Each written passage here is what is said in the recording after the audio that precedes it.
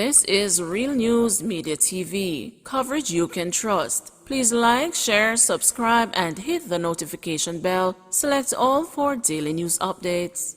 Good afternoon, my Real News Media TV family. Welcome back to the channel for another news update for August 1, 2023. And in the news this afternoon, woman charged for allegedly stabbing her partner during a fight.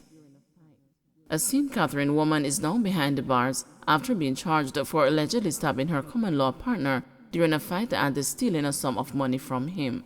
27-year-old gas pump attendant Jordan Williams of Cheesefield District has been charged with robbery with aggravation, malicious destruction of property, and unlawful wounding following an incident in the community on Saturday.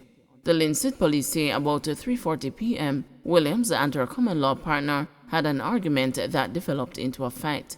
The man left and went in his vehicle, but was chased by Williams, who allegedly inflicted stab wounds to his body and removed a sum of cash from the vehicle. She reportedly went on to destroy his clothes and the parts of his vehicle. The man drove away and made a report to the police. He was taken to hospital, where he was treated for his injuries. Williams was arrested and charged. British fugitive arrested in Jamaica gets 13 years for murder. Stacia Scott, the British man accused of murder who fled his country and was arrested in January at the Sanctuary International Airport in St. James, was today sentenced to 13 years imprisonment in the United Kingdom. He had pleaded guilty on July 4 to choking 38-year-old Justin Bello to death in his flat in Stockwell, southwest London, in November 2019. The body of the deceased was stripped and left in a bin, where it was found by garbage collectors some 48 hours later. One of the men made the grim discovery when he saw a black suitcase on the ground with feet sticking out of it. Scott had been on the run for more than 3 years. He was extradited from Jamaica after waiving his rights to a hearing. Buchanan apologizes for crude remarks about the DPP. Attorney Buchanan apologized for and recanted the sexually explicit comments he made about the Director of Public Prosecutions, Paula Llewellyn, in a recent YouTube program. Buchanan shared a statement to his social media account on Tuesday where he expressed a deep regret for quoting a sexually explicit lyric by Vybz Kartel in reference to Llewellyn. "I have considered the statement I made on a YouTube channel I was co-hosting extensively. Though I am a believer in free speech, I do recognize now more than before the importance of preserving public civility and mutual respect on how we engage each other as a society. My comments and use of the song reference are indeed unfortunate, and for that I unequivocally apologize," he wrote. "I specifically wish to indicate to Ms. Llewellyn that I deeply regret this, and I am truly sorry. Advocating for freedom of speech and expression does not stand mutually exclusive with demonstrating exemplary decorum throughout the public channels," he added. Following his comments, Buchanan resigned from his post as the chairman of the People's National Party Human Rights Commission after Gender Affairs Minister Olivia Grange had urged the PNP President Mark Golding to immediately fire the attorney over what she called misogynistic, crude, nasty, sexist, low and disgraceful language in reference to the country's chief prosecutor. He believes that resigning is in the party's best interest, as the remarks in question do not reflect the values of the People's National Party, the PNP had remarked in a release. Since last week, there has been a political brouhaha over the move by the government to amend the Constitution to increase the retirement age of the DPP and the Auditor General from 60 to 65 years. Despite objections from opposition members of Parliament and the senators, the government used its superior numbers in the Parliament to pass the legislation. Soup vendor shot and killed in Trelawny. Detectives assigned to the Trelawny Criminal Investigations Branch are probing the murder of a food vendor who was gunned down in his car by unknown assailants early Monday morning.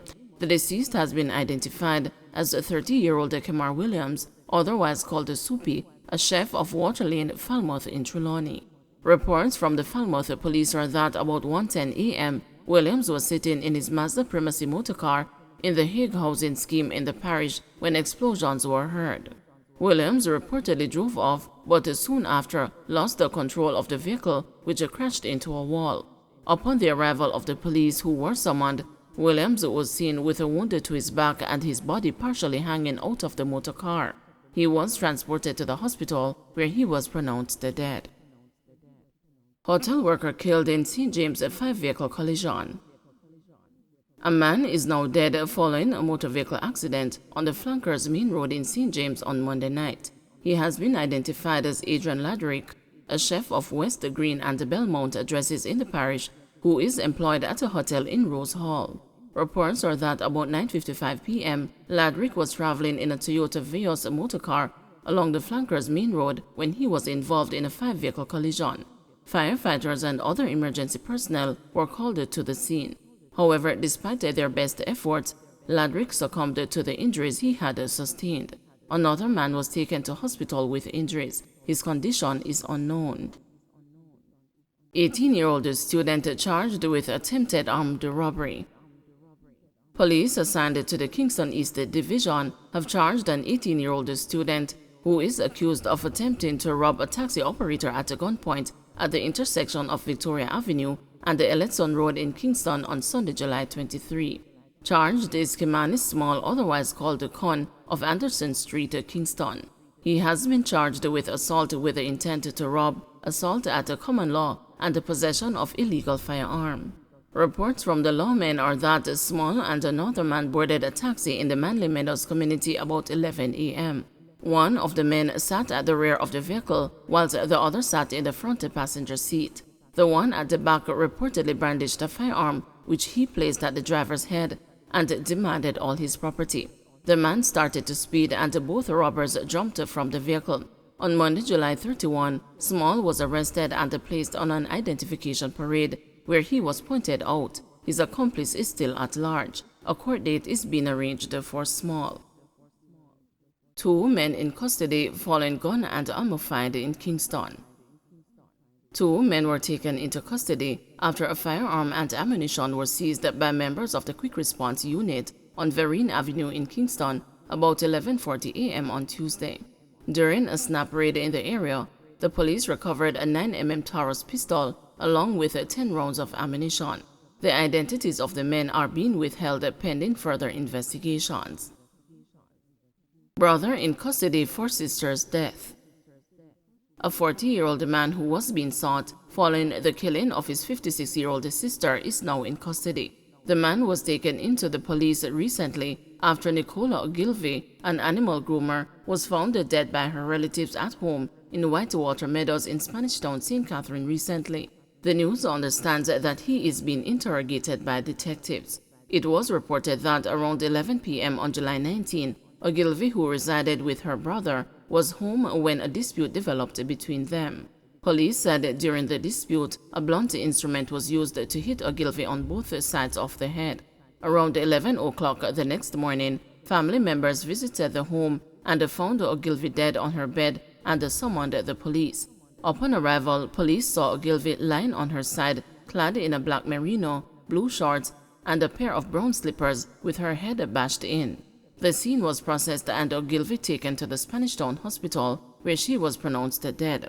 The body was later transported to the morgue pending post-mortem. Don't forget to like, share, subscribe, and hit the notification bell. Select all for daily news updates.